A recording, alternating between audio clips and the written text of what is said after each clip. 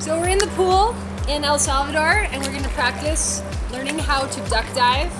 And we got a bunch of different amigas here riding different sizes of surfboards. So we're gonna experiment with what's the biggest surfboard that you can actually duck dive, and also working on technique, how to do it. Boom.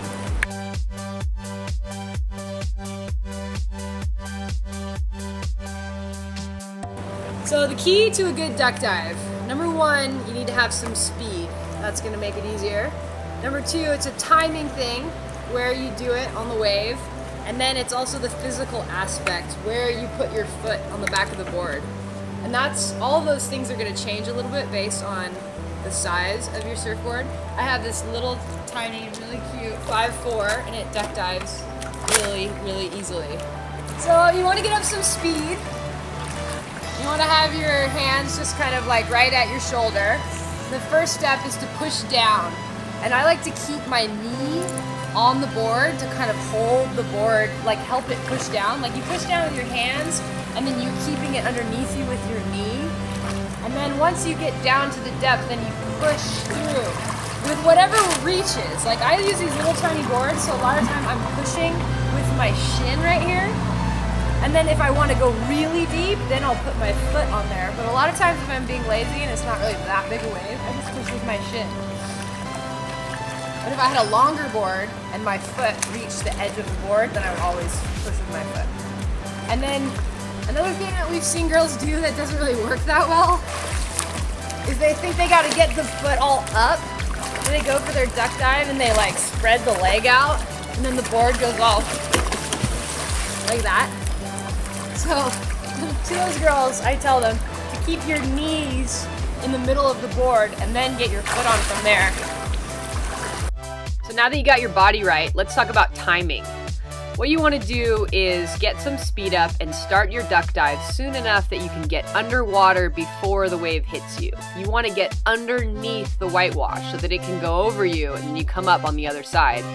If you start the duck dive too late, the wave hits you before you have a chance to get deep enough. If the wave hasn't broken yet, if it's just cresting at the top, you can wait till the last minute and just kind of duck dive underneath the lip.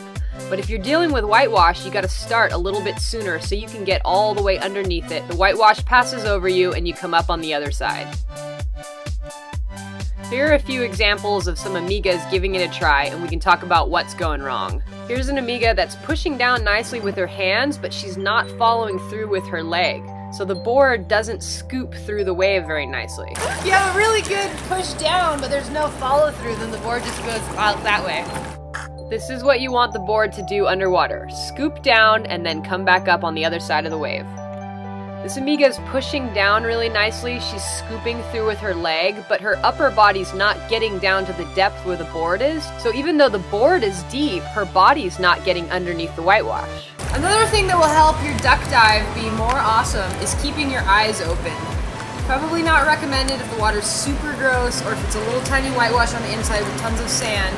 But if you're outside and there's a big wave coming, keeping your eyes open will help you because the whitewash is not uniform. It's not like a complete wall of darkness. There's like patches of more turbulent water and then there's patches of more airy water. And you can actually move yourself into the lighter patches and avoid some of the force? Yeah, you can avoid some of the force of the wave if you look for it. And if, worst case scenario, the big force is going to hit you, at least you see it coming, you can kind of brace for it. I don't wear contacts, but Jackie does, and Jackie says that she still opens her eyes underwater and very rarely loses a contact. So a lot of girls come down on retreats and they say, I really want to learn how to duck dive, but then they bring these like really big boards. This is a 6'4", so it's super hard to duck dive a board like this. Like even for me, it's really challenging, and for someone who's not good at duck diving, it's going to be nearly impossible. So keep that in mind. The problem might be your surfboard. But just for fun, I'll try and duck dive it in the pool. Let's see if I can make it go under. Wow! So what makes it more difficult? Is it that the width?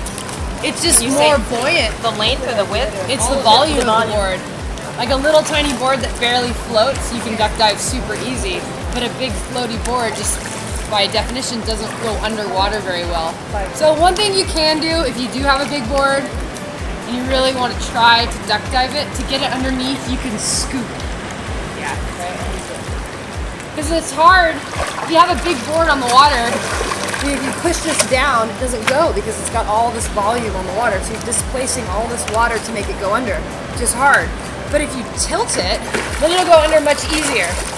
So if I was out surfing and I wanted to try and duck dive this board, I would tilt it to scoop it and then follow through like normal.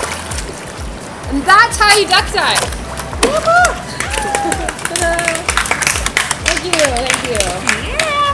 Now we're gonna need some longboards because Jackie's gonna do how to turtle roll. How to turtle roll. Yay. Jackie's roll.